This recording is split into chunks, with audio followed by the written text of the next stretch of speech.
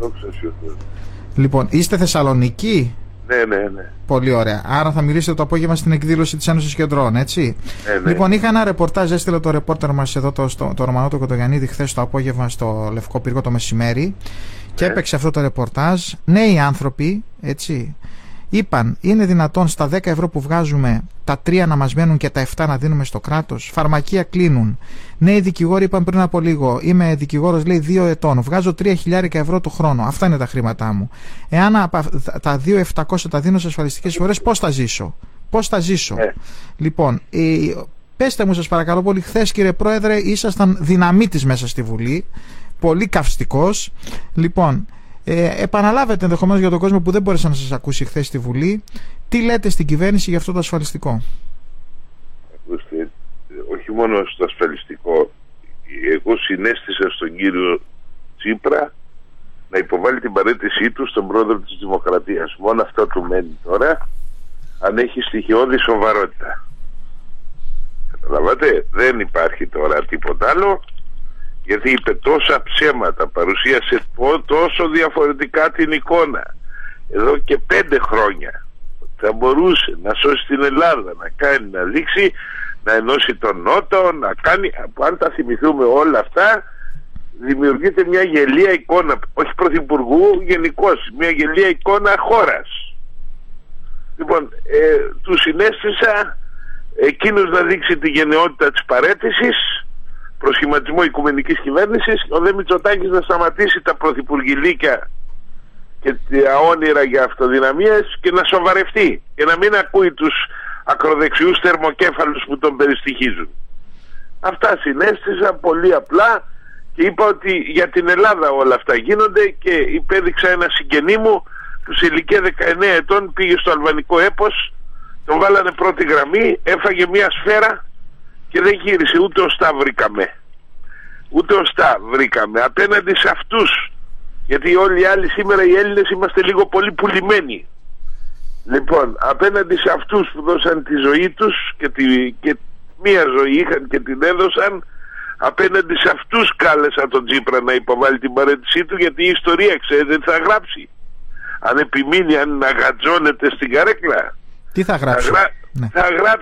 Θα γράψει τα πιο μαύρα γράμματα. Θα γράψει. Κύριε Πρόεδρε, επειδή το ξαναείπαμε, λέει ότι δεν κόβει με τα μισά λεφτά, το ασφαλιστικό θα έχει μισά λεφτά από εδώ και πέρα, και λέει ότι θα δίνει ολόκληρες συντάξεις. Άρα ο άνθρωπος είναι Ζοργκλέρ. Ζοργκλέρ και ταχυδακτηλουργός είναι, καταλάβατε? Στην ουσία λέτε, κύριε Πρόεδρε, ότι σε λίγο θα έχουμε στάση πληρωμών στους συνταξιούχους. Αυτό καταλαβαίνω. Αυτό, βέβαια. Ή εκτός αν παίρνουν 3 εκατοστάρικα όλοι. Μάλιστα. Εντάξει, αν πάει εκεί η δουλειά και παίρνουν από 3 εκατοστάρικα, εντάξει. Λοιπόν, επειδή και σας φιλοξένησα και άλλες φορές και μου είπατε ότι μέσα στο Γενάρη-Φλεβάρι θα έχουμε εξελίξεις. Εσείς κάνατε την πρότασή σας, δεν ξέρω όμως αν η πρότασή σας έχει ευήκο αότα. Εγώ δεν βλέπω κανέναν Τσίπρα να παραιτείται. Η πρότασή μου δεν είναι για να έχει ευήκο αότα κάθε Τσίπρας ή ο Μητσοτάκης. Η πρότασή μου είναι, επειδή θα επαληθευτεί, να ακούσει ο λαός. Ο λαός να ακούσει ότι εγώ το πρόβλεψα και το θέλησα εγκαίρως, και το πολιτικό σύστημα, ενώ μπορούσε να το δεχθεί από την αρχή, σύρεται καταπιεσμένο να το υιοθετήσει εκ των υστέρων. Πέστε μου, επειδή τώρα συμμετέχετε στη Βουλή, οπότε βλέπετε κλίμα, μιλάτε κτλ. Αυτό το ασφαλιστικό μπορεί να περάσει από αυτή τη Βουλή? Το θεωρώ πολύ δύσκολο. Μόνο αν είναι πρόβατα όλοι οι βουλευτές του ΣΥΡΙΖΑ, άνθρωποι δηλαδή χωρίς προσωπικότητα, χωρίς αξία, αν έχουν όλοι μηδενική συνείδηση, τότε βεβαίως, και αν πάνω απ' όλα βάζουν την καρέκλα τους, σου λέει να πάνε να κόψει το λαιμό της η Ελλάδα. Λοιπόν, άρα δύο τι να μπορεί να συμβούν.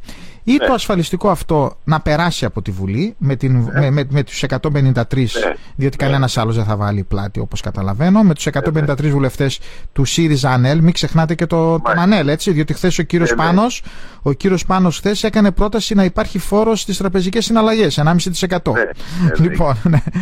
Λοιπόν, οι άνθρωποι είναι εκτός τόπου και χρόνου. Ναι, μάλλον κάτι τέτοιο συμβαίνει. Καταρχάς έχουμε τώρα τραπεζικές συναλλαγές.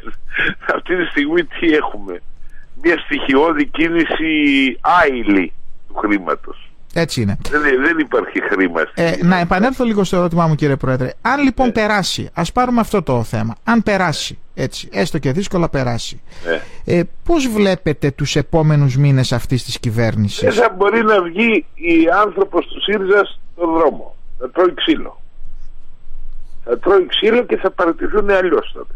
Αν και εγώ πιστεύω ότι 8 βουλευτές που τους έχω επισημάνει δεν έρχονται καθόλου στη Βουλή. Άρα λέτε ότι 8 θα του την κάνουνε το Τσίπρα. 8 βουλευτές θα του την κάνουνε. Αν του την κάνουνε επειδή δεν έρχονται καθόλου. Λοιπόν, εγώ γι' αυτό σας το ρώτησα.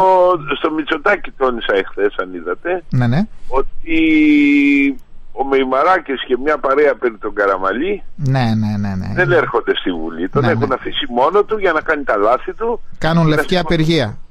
Και να σηκωθούν μετά να πούνε σε αφήσαμε μόνο σου, αλλά δεν μπορείς.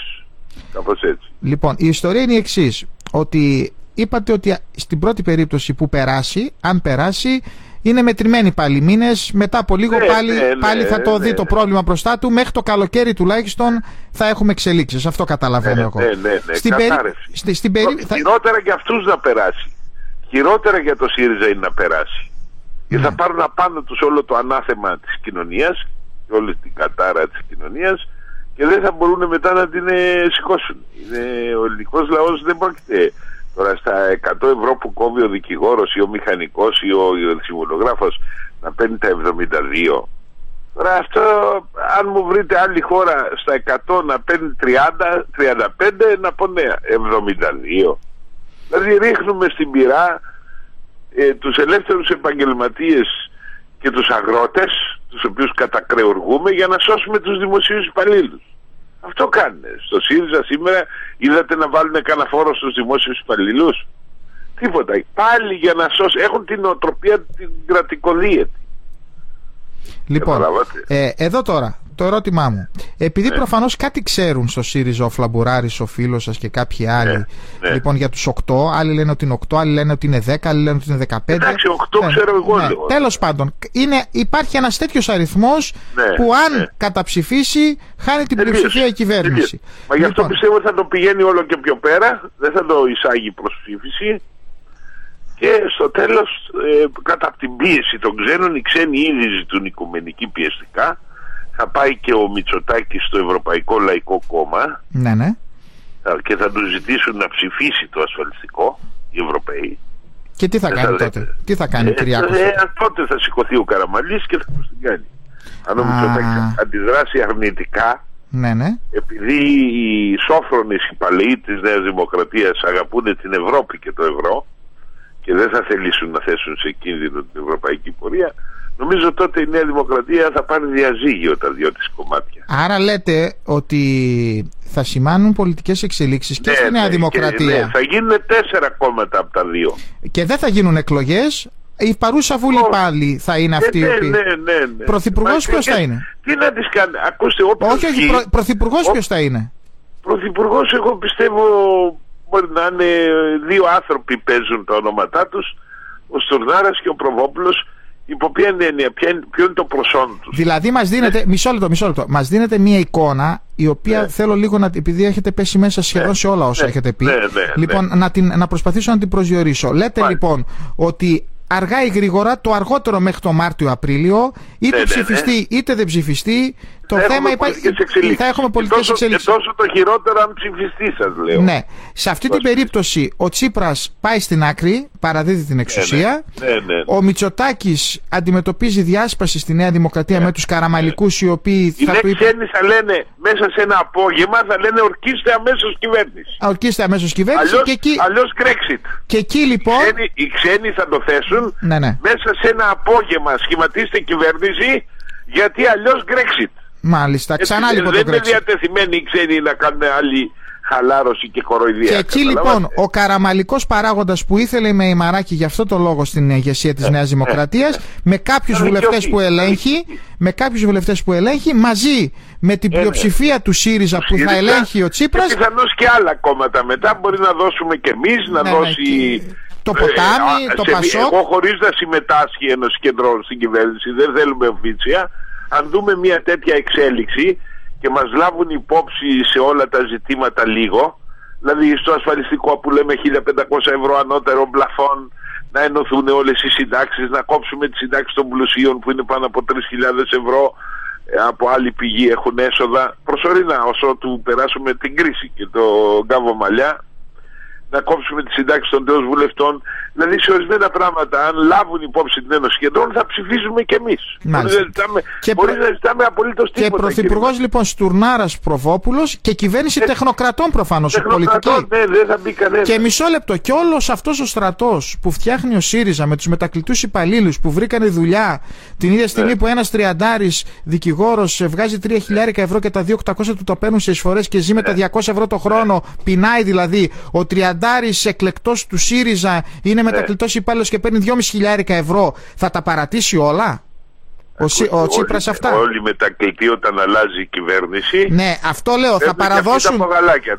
Θα παραδώσουν τόσο εύκολα την εξουσία. Εδώ φτιάχνουν κομματικό κράτος.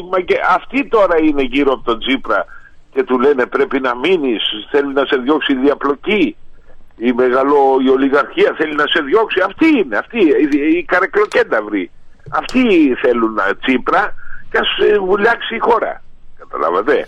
Αλλά σας λέγω, όταν σε ένα απόγευμα που είναι οι ξένοι ή Brexit ή κάνετε κυβέρνηση, δεν είναι χώρα αυτή, αλλιώς εκτός προγράμματος τελειώσαμε με εσάς τους Έλληνες, μας έχουν και για το Σέγγεν έτοιμους για λεμιτόμο. Λοιπόν, εάν γίνει αυτό, τώρα θα σκεφτούμε τους 1.200 συμβούλους που είχε ο Τσίπρας.